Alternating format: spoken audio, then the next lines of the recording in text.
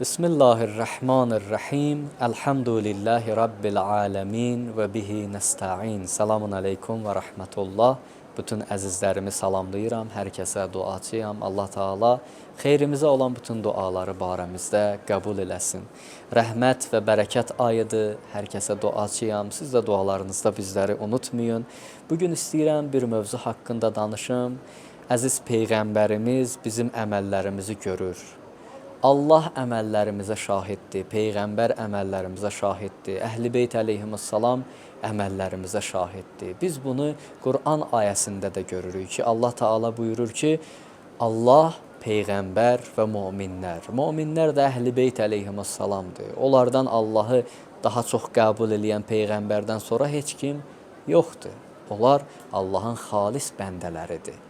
Hamısı bizim əməllərimizi görür, əməllərimizə şahiddirlər.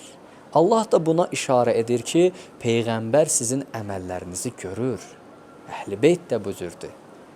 Ələm ya'ləm bi ənəllaha yara.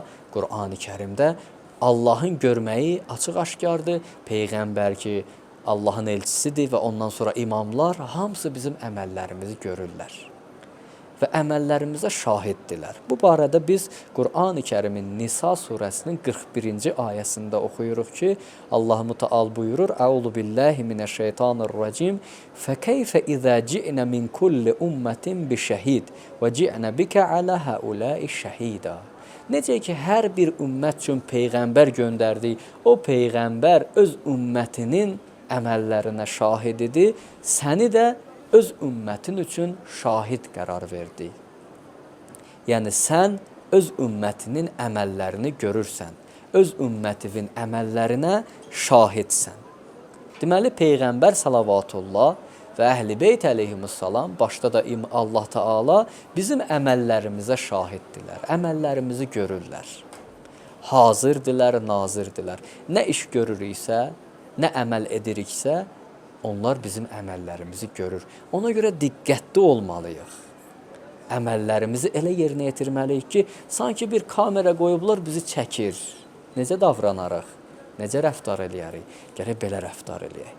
Allah hər işimizi görür, hər əməlimizə şahiddir. İmam Sadiq əleyhissalam da bir hədisində buyurur, Həzrət buyurur ki, "Tu'radul a'malu ala Rasulillah." Bütün əməllər, insanların əməlləri hamısı Peyğəmbərə ərzə olunur, Peyğəmbərə təqdim olunur. Peyğəmbər onları görür. Ə'malul ibad kullu səbahin. Bütün günlərdə bəndələrin əməlləri Peyğəmbərə təhvil verilir, imamlara təhvil verilir.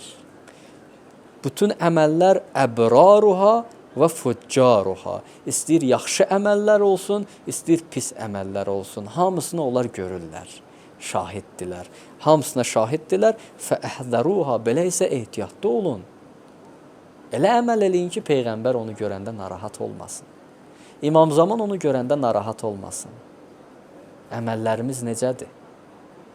Elə əməl eləyirik ki, İmam Zaman görəndə sevinsin, bizə dua eləsin. Bizim o əməlimizin artması üçün dua eləsin. Çalışaq əməllərimiz elə olsun, İmam Zamanı sevindirək. İmam Zaman o əməlləri görəndə şad olsun, dua eləsin, ilahi, bu bizim dostumuzdur, bu az əməlini çox elə. Əgər əməlimiz, gözəl əməllər çox olarsa, İmam Zaman o pis əməli də görəndə deyər ki, ilahi, bunlar bizim dostumuzdandır, eybi yox, keç günahından, bağışla günahlarını. Hər bir günahımız, hər bir pis işimiz İmam Zamana bir zərbədir. Həzrəti incitməkdir. Ona görə əzizlər, diqqətli olaq, elə əməl eləyək, elə işlər görək ki, İmam Zamanımızı narahat eləməyək.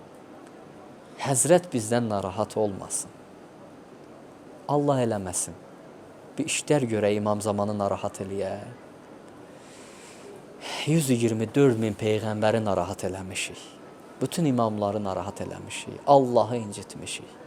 Allah Taala bu əzəmətli ayın ehtiramına bizi günahlardan uzaq eləsin. Bizi nəfsimizə qaytarsın, bizi fitrətimizə qaytarsın.